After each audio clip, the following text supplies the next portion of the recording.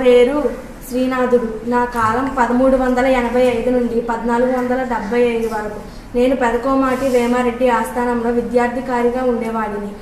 నేను రాసిన చాటు పద్యాలు ఆంధ్రదేశం అంతటా ప్రసిద్ధి పొందాయి. నేను రాసిన రచనలు చూడండి. మారుత్తరాట చరిత్ర, శృంగార నైషధము, కాశీకాండము, హరివిలాసము, పల్నాటి వీర చరిత్ర, క్రీడాభిరామము.